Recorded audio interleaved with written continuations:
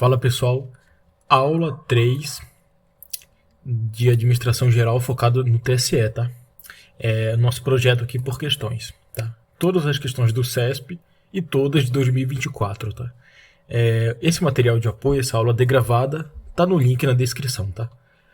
Tá bem interessante pra gente revisar aqui, tá bem interessante mesmo essa aula aqui, de verdade. Vamos lá. O que a primeira questão diz?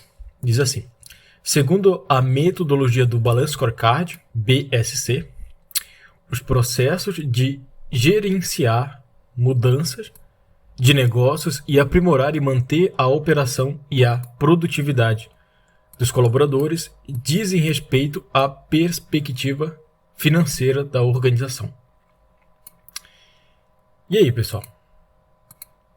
Tá certo ou errado essa afirmativa? Os processos de gerenciar mudanças de negócios e aprimorar e manter a operação e a produtividade dos colaboradores dizem respeito à perspectiva financeira?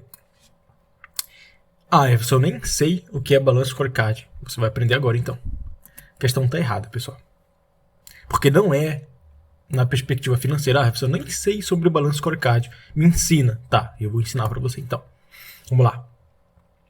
Na metodologia do Balance Scorecard, BSC, os processos de gerenciar mudanças de negócios e aprimorar e manter a operação, a produtividade dos colaboradores, não dizem respeito à perspectiva financeira, mas sim à perspectiva dos processos internos e à perspectiva de aprendizado e crescimento. Então, o que esse tal Balance Scorecard diz? Então tá, pessoal, esse tal de BSC, ele tem 4 perspectivas, tá? Quase não sai essa palavra aqui. 4 perspectivas, tá? A gente vai passar por cada uma agora, eu garanto. O CESP tem um tesão por esse assunto, o Balance Scorecard. Ele cobra como ele cobrou na questão que a gente fez. Dá uma situação hipotética e diz que aquela situação hipotética se enquadra na perspectiva, por exemplo, financeira, processos internos, aprendizado e crescimento, ou perspectiva do cliente, tá? São 4 perspectivas e ele dá uma situação hipotética e afirma isso. Aí você precisa saber quais são as características de cada perspectiva, tá? Outra coisa, você precisa saber o objetivo de tal perspectiva, né? Você precisa saber os indicadores mais comuns. Eu trouxe aqui e o foco dela, tá? Indicadores é muito legal para a gente saber em discursiva também, tá? Já cobrou isso aqui, o CESP já cobrou uma discursiva, querendo que você fale pelo menos 3 indicadores de cada uma das perspectivas do Balance Scorecard. Então, fica ligado que essa revisão aqui não é à toa, tá? Tô trazendo aqui o que a banca gosta de cobrar e você precisa saber. Então, beleza. Agora, a gente aqui, a primeira é financeira, tá? Qual o objetivo dessa primeira perspectiva? Avaliar o desempenho financeiro da organização e garantir que as ações tomadas pelas outras perspectivas resultem em melhorias financeiras, tá? Quais os indicadores mais comuns aqui dessa primeira perspectiva financeira? Receita, lucro líquido, retorno sobre investimento, o nosso famoso ROI, e margem de lucro e fluxo de caixa, tá? Esses são os indicadores mais comuns para você, numa possível prova discursiva, citar. Ou se ela citar esses indicadores aqui, dizer que faz parte da perspectiva financeira, você diz que sim, tá? Agora o foco. Qual é o foco dessa primeira perspectiva financeira? Responder às perguntas como podemos parecer para nossos acionistas, tá? Ela está preocupada também com os acionistas, claro, perspectiva financeira. E estamos criando valor econômico, tá? Esse é o foco e essas são as perguntas ligadas a essa primeira perspectiva financeira, tá? Agora, a segunda é do cliente, tá? Do cliente aqui. Qual o objetivo dessa segunda perspectiva do cliente? Medir a satisfação e lealdade dos clientes, identificando como a organização é percebida pelos seus clientes, tá? Quais os indicadores mais comuns? Satisfação do cliente, participação de mercado, retenção de clientes, taxa de aquisição de novos clientes e índice de reclamações, tá? E qual o foco? Qual a pergunta, né, a se responder, a se fazer nessa perspectiva do cliente? Como nossos clientes nos veem? e estamos entregando valor ao nosso cliente, tá? Fechou? Tudo bem? Esses são os objetivos, os indicadores mais comuns e o foco, as perguntas que a organização deve fazer nessa perspectiva, tá? Agora, a terceira perspectiva é dos processos internos, tá? Dos processos internos. Lembrando aqui que a gente está falando do Balance Scorecard, tá? Não confunda, fique ligado, fique atento, acorda aí, joga uma aguinha na cara e vamos prosseguir.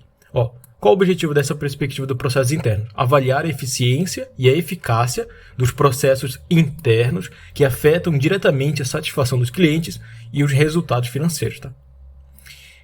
Quais os indicadores mais comuns aqui? Eficiência operacional, tempo de ciclo de produção, qualidade dos produtos, inovação, eficiência do processo de atendimento ao cliente, tá? Por isso que é processos internos, tá? Tudo o que envolve o processo interno da organização. Qual o foco? Qual é a pergunta que se deve fazer nessa perspectiva? Em que processos devemos ser excelentes, tá? E quais processos internos são críticos para agregar valor aos nossos clientes e acionistas, tá? E a última perspectiva que é a perspectiva do aprendizado e crescimento, tá? Qual o objetivo dessa perspectiva? Medir a capacidade da organização de se adaptar, inovar e melhorar continuamente, considerando o desenvolvimento dos colaboradores e a infraestrutura organizacional. Quais os indicadores mais comuns nessa perspectiva do aprendizado e crescimento?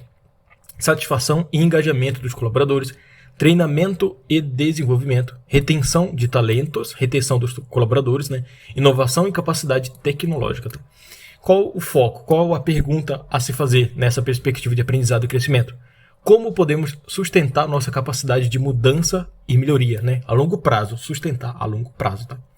E estamos investindo em nosso capital humano e infraestrutura para o futuro? Tá? Perceba que essa perspectiva de aprendizado e crescimento é muito interessante, porque ela não foca apenas no agora, né? Ela foca também na sustentabilidade da organização, né? Então, fechou, pessoal. Agora eu trouxe aqui uma integração das perspectivas, porque, claro, é o Balance Scorecard. Na organização, a organização deve, né, ter essas 4 perspectivas integradas. É óbvio, né? Não deve ter nenhuma separadamente, mas de forma integrada na organização, tá? O BSC funciona integrando essas 4 perspectivas para fornecer uma visão equilibrada do desempenho organizacional. As ações e melhorias em uma perspectiva geralmente impactam as outras, criando um ciclo de feedback contínuo que ajuda a organização a alinhar suas operações com a estratégia a longo prazo. Essa abordagem permite que a organização não apenas se concentre nos resultados financeiros, mas também nas ações e capacidades que conduzirão a esses resultados no futuro, proporcionando um equilíbrio entre o curto e o longo prazo. Eu já vi muita questão do Sérgio falando que o Balance Scorecard se preocupa apenas com a perspectiva financeira. Ele adora falar isso aqui, Fica ligado. Ele ama, parece que, sei lá, ele ama falar isso aqui. Que o Balance Scorecard se preocupa apenas com a perspectiva financeira. Tá errado, tá? São 4 perspectivas. Qual? Financeira, sim, mas também clientes, processos internos e aprendizado e crescimento, tá? E não só com a perspectiva financeira, tá? O Balance Scorecard, na verdade, veio quebrar essa visão que a organização só se voltava e só se preocupava com o lado financeiro. Veio quebrar isso aqui. Veio colocar mais 3 perspectivas, tá? Então, fica ligado. Próxima questão aqui. Nossa questão de número 2. A estrutura em redes de equipes tem como base a delegação de autoridade e responsabilidade aos seus componentes, dotando-os de independência para decidir a melhor forma de trabalho para cumprir seus objetivos. E aí, pessoal, tá certo ou errado essa questão de número 2? Tá certo, né?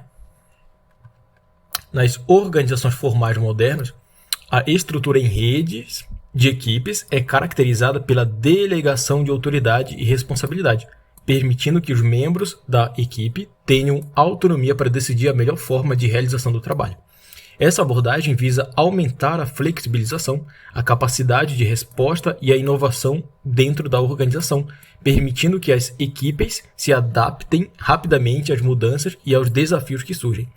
A independência concedida aos componentes da equipe é essencial para que eles possam tomar decisões ágeis e eficientes alinhadas com os objetivos da organização. Tá? Por isso que o item foi considerado correto. Corretíssimo, tá? Questão agora de número 3. Muito interessante essa questão. O CESP também ama isso aqui. Eu só trago o que o CESP ama, tá? Eu só trago aquilo que o CESP ama, tá? Ó. A matriz Guth é uma metodologia de análise e priorização que emprega uma abordagem sistêmica para avaliar e classificar itens com base nos critérios de gravidade, urgência e tendência, tá? Por isso que é uma matriz Guth. G de gravidade, U de urgência e T de tendência, tá? E a questão é correta, pessoal. Ó. A matriz Guth, gravidade, urgência e tendência, é uma ferramenta de gestão da qualidade utilizada para ajudar na priorização de problemas, decisões ou ações. Essa metodologia permite que itens ou problemas sejam classificados com base em 3 critérios principais. Qual? Gravidade, que é o G, né? Avalia o impacto ou a severidade do problema caso ele ocorra ou continue a ocorrer. Agora, a urgência, né? Mede a necessidade de uma solução rápida, ou seja, quanto tempo se tem para se resolver o problema antes de que ele piore. Por isso que é a urgência. Qual urgência aquele problema tem? É muito urgente, aí vai numa escala de 1 a 5, geralmente, tá? Para classificar. E tendência, tá? Considera a probabilidade de crescimento ou agravamento do problema se nenhuma ação for tomada, né? Ao aplicar esses critérios, gravidade, tendência e urgência, é possível atribuir uma pontuação para cada item e assim priorizar os mais críticos de forma objetiva e sistêmica. Eu queria ter trago aqui uma tabelinha de como faz essa classificação, tá? De gravidade, tendência e urgência, a gente dá um ponto de 1 a 5, aí vai ver, e vai aí de lá, depois dessa pontuação, né? Cada item, por exemplo, um problema lá, qualquer coisa lá você classifica. De 1 a 5, a gravidade, de 1 a 5, a urgência e tendência, tá? Aí você prioriza aquele que tem a numeração mais alta, tá? Eu queria ter trago isso aqui, eu não acabei não trazendo, mas é muito interessante, tá? Ó, pessoal, o link na descrição desse livro aqui tá lá, o link para você adquirir esse livro tá lá na descrição, tá? Não deixa de aplicar o cupom 100. Muita gente tá comprando sem aplicar esse cupom. Aplica o cupom 100 para você ter 10% de desconto, tá? E essa planilha aqui eu peço para você compre ela, tá? Compre ela porque tá muito barata. Se você aplicar esse cupom de desconto aqui, aula 10, você vai ter 20% de desconto. A planilha vai sair R$5 para você. É isso mesmo, R$5. Tá baratinho, não vai pesar no teu bolso. E eu uso ela, tá? E aconselho, de verdade. Compre ela, que você não vai se arrepender. Você vai organizar seu estudo de maneira mais eficaz, tá? Mais eficiente, tá? Vamos lá. Questão de número 4. O estudo dos tempos de movimentos, dos tempos de movimentos foi o fundamento da teoria da burocracia, baseada nos estudos de Weber. E aí, pessoal? Certo ou errado? Tá errado, pessoal. Trocou aqui, né, o conceito. O estudo dos tempos e movimentos foi um fundamento da administração científica, né, e não da burocrática, né? E a administração científica foi desenvolvida por Frederick Taylor, e não da teoria da burocracia, como a questão falou. Taylor focava na eficiência operacional. Eu trouxe na questão passada sobre características principais da administração científica. Se você não viu a aula passada, vai lá e vê. Tá? E eu trouxe as palavras-chave aqui, eu trouxe também de novo as palavras-chave aqui, outras palavras, mas também chaves da administração científica, que é eficiência operacional, tá? Por meio da análise dos tempos e movimentos para otimizar a otimização do processo de trabalho e aumentar a produtividade. Palavras-chave aí e queridinhas da administração científica. Tá? Agora, a teoria da burocracia, por sua vez, foi desenvolvida por Max Weber e está baseada em princípios como a hierarquia de autoridade, regras e normas claras, divisão do trabalho e impessoalidade nas relações organizacionais. Weber estudou as estruturas formais e legais das organizações, visando a eficiência administrativa através da padronização e racionalidade dos processos. Essa palavra aqui, através, está errada, tá? É por meio. Não se usa através nesse contexto. Erro meu.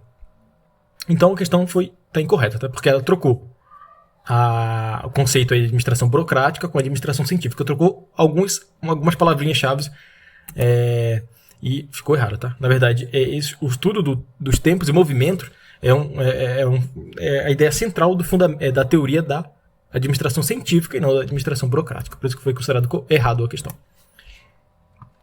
Questão de número 5 aqui. De acordo com a teoria neoclássica, ó, você pega pesado também, tá? O trabalho é entendido como uma atividade influenciada por normas grupais. E aí, pessoal, tá certo ou errado? Vai cair na sua prova do TSE e você vai acertar ou errar? Tá errado, pessoal. De novo, vocês piamos isso aqui, né? Trocar um conceitozinho aí, né? A visão do trabalho como uma atividade influenciada por normas grupais está mais associada à teoria das relações humanas e não da teoria neoclássica, desenvolvida por Heitor Mayol e outros pesquisadores, a teoria das relações humanas.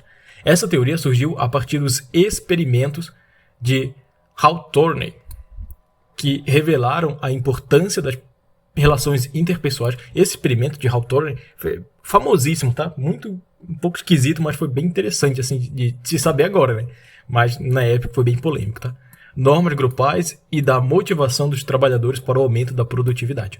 A teoria neoclássica, por outro lado, é uma retomada e adaptação dos princípios da administração clássica, com foco na eficiência, eficácia e na estrutura organizacional.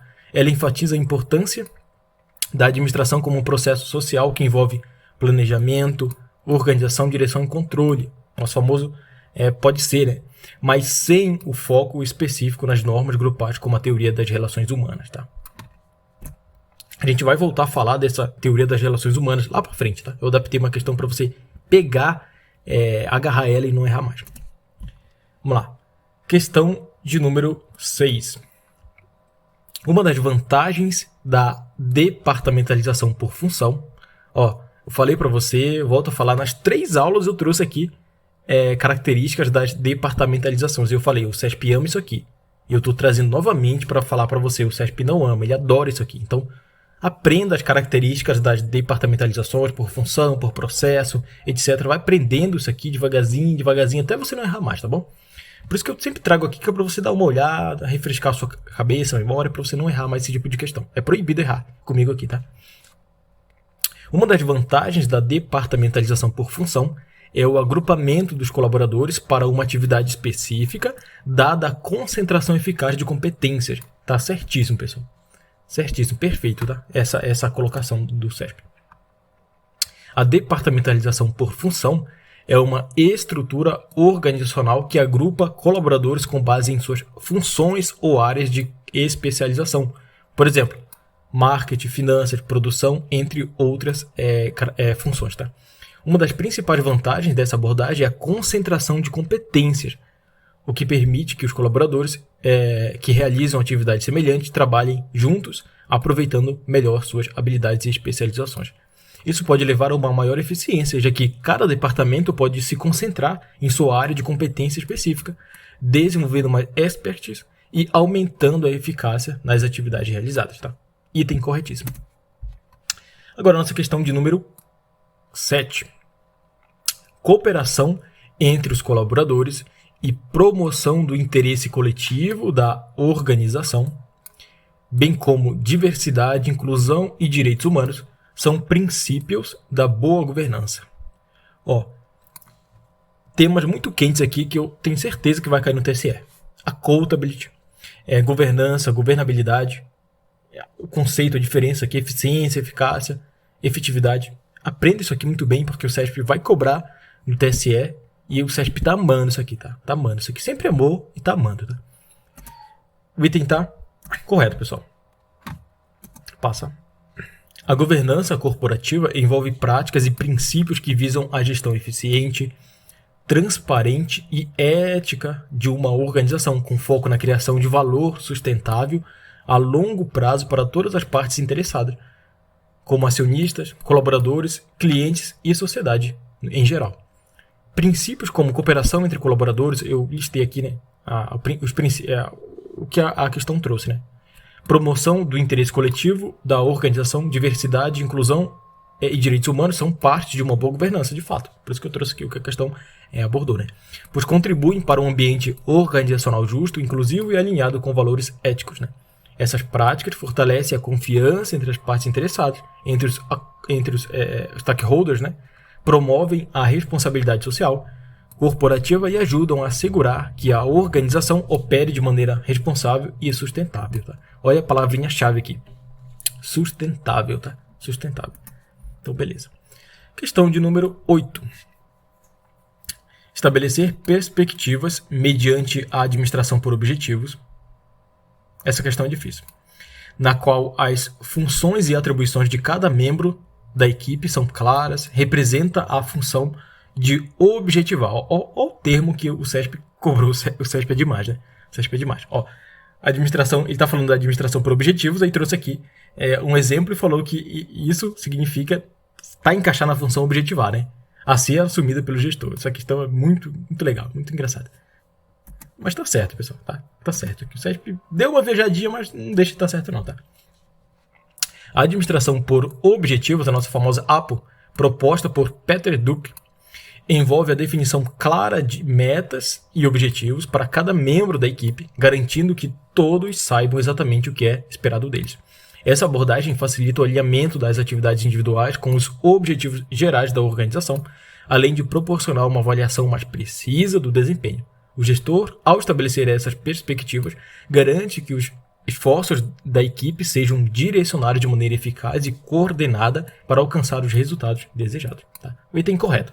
A banca trouxe uma coisa meio diferente, né? Eu nunca tinha visto isso aqui. Na verdade, eu nunca tinha visto realmente falar sobre função de objetivar na administração por objetivos. E foi considerado correto. Ela trouxe algo diferente, mas não fora da realidade, tá? Não fora aí do que se espera, por exemplo, para essa administração por objetivos, tá? Próxima questão. Questão de número 9. Questão de número 9 aqui. Ó, eu falei que eu ia trazer mais sobre o experimento de Hawthorne, né? Tá aqui, eu trouxe. Essa questão eu adaptei, tá, pessoal? Era de múltipla escolha e eu adaptei para certo e errado.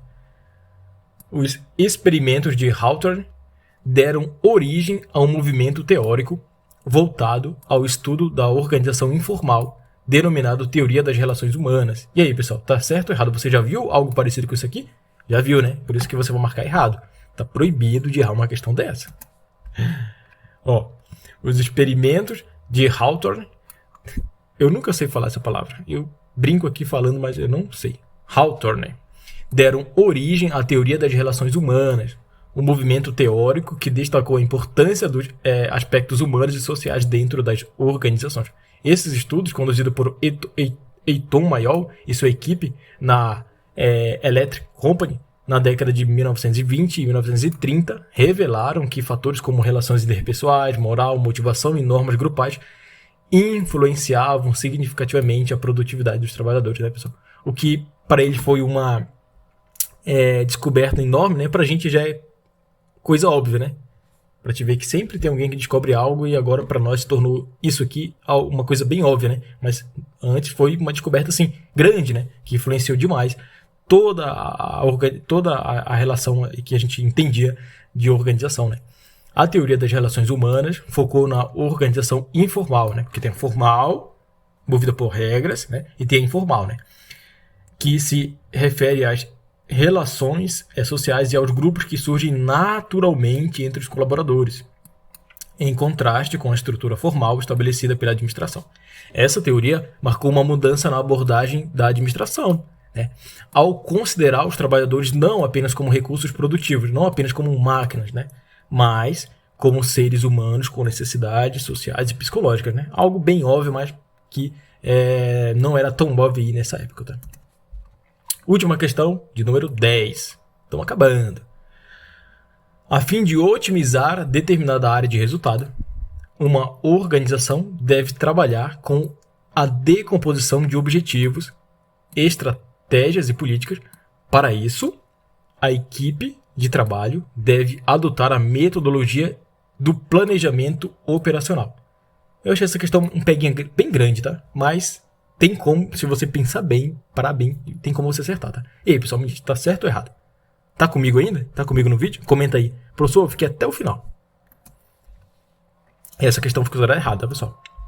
Ó, a decomposição de objetivos, estratégias e políticas é uma atividade associada ao planejamento estratégico e não ao planejamento operacional, como a questão falou, pessoal. No planejamento estratégico, a organização define seus objetivos de longo prazo, e estabelece as estratégias e políticas para alcançá-los. Esse processo envolve decompor metas amplas, e objetivos menores e mais específicos. Tá? Já o planejamento operacional foca em traduzir essas estratégias e políticas em ações e atividades diárias e concretas. Ela se concentra em como as estratégias serão implementadas no dia a dia e em garantir que as operações estejam alinhadas com os objetivos estratégicos. Tá? Portanto, a decomposição de objetivos e estratégias é parte do planejamento estratégico e o planejamento operacional trabalha para executar essas estratégias na prática. Tá? E a questão ficou errada porque falou que isso aqui que a gente viu que é planejamento estratégico, falou que faz parte da metodologia do planejamento operacional. Mas não, faz parte do planejamento estratégico, tá bom? Decomposição de metas, estratégias e políticas, isso aqui é parte do planejamento estratégico, da alta administração, da cúpula da administração, tá? Então, pessoal, por hoje é isso, espero que você tenha gostado. Se gostou, deixa seu like, não esquece, tá? Eu esqueci de falar no início, mas não esquece de deixar seu like e se inscrever no canal, tá? Fica com Deus, tamo junto e falou!